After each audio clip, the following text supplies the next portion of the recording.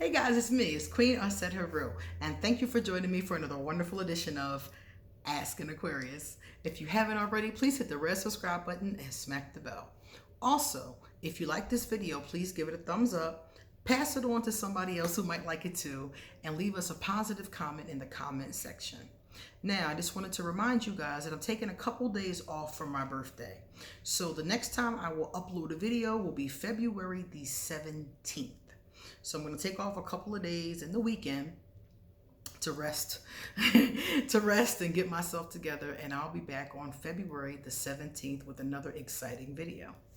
So somebody asked me a really good question, and I wanted to talk to you guys about this because this is something that I see a lot in the what they call new age healing, law of attraction movement kind of thing. And I see this question a lot. I see people arguing about this a lot. So I wanted to bring it up. A woman said to me the other day that she knows that I believe in using holistic methods to heal the body, preferably before it gets bad. So like crystals, oils, herbs, tinctures, fruits, vegetables, vitamins, that kind of thing. All kinds of stuff like that. And she was saying to me that she knows that, I'm into that kind of stuff. And she said, what is better, modern medicine or holistic medicine? And I told her, in these different groups and these movements, you do come across people who really do not trust the pharmaceutical company. You come across people who don't trust doctors. You come across people who just don't trust modern medicine.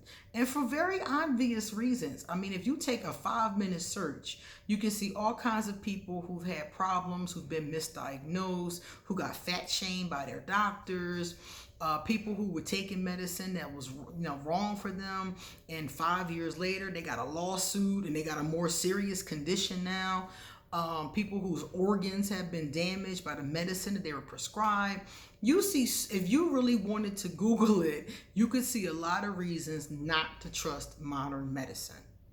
Similarly, those who are in modern medicine will tell you all kinds of reasons not to trust crystals. I heard somebody the other day talking about how you shouldn't use yoni eggs because there's no scientific evidence that they work. Well, there's no scientific evidence that anything works until they study it. They didn't even know, they don't know. They don't know until they study it. So that's stupid. That's a stupid reason not to try it, especially if it's not harmful. If somebody tells you to place a quartz crystal on your forehead and it'll make your headache go away, is it going to kill you? No, it's not going to harm you. The worst that can happen is your headache not go away.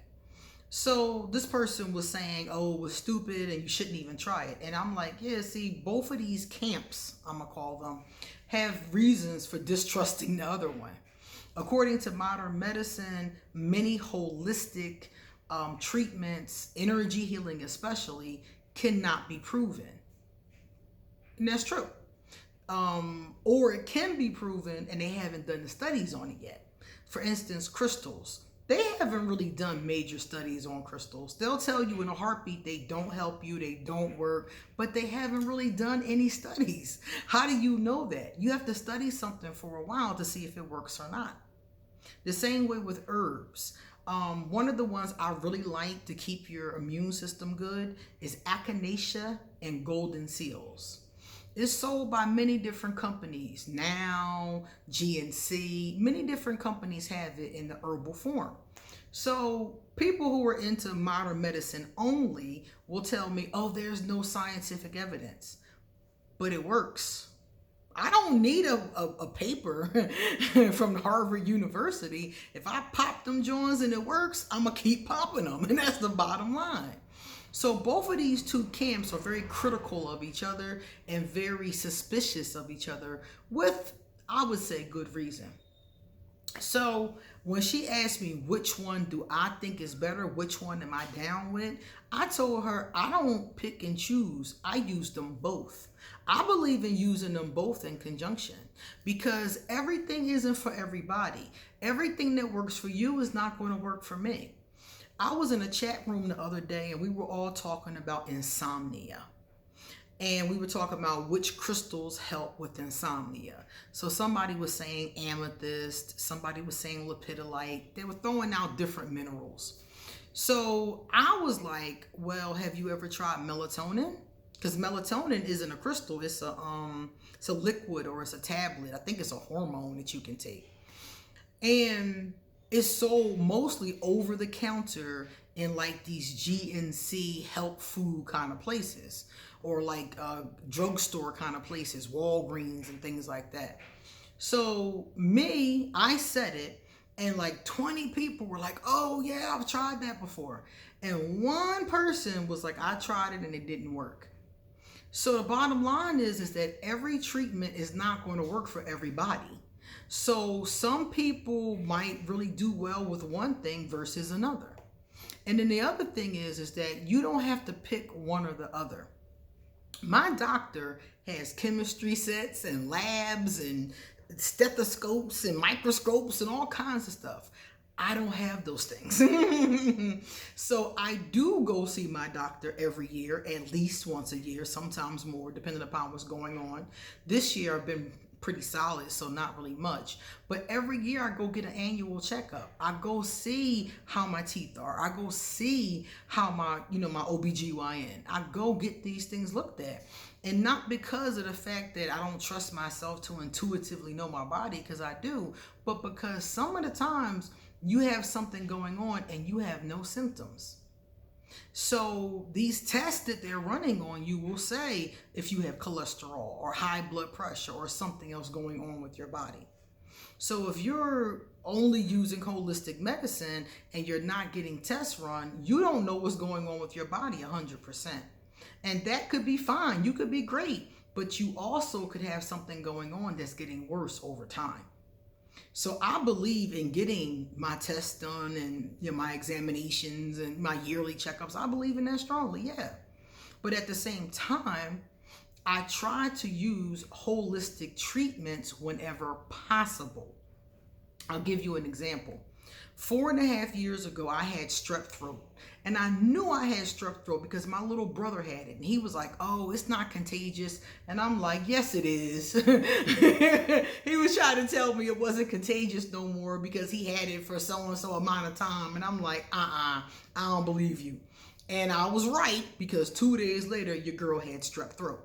So I had a couple of days before I could actually go to the doctor, because my doctor only took walk-ins on Tuesday, and this was like Friday. So I had to wait for the walk-in.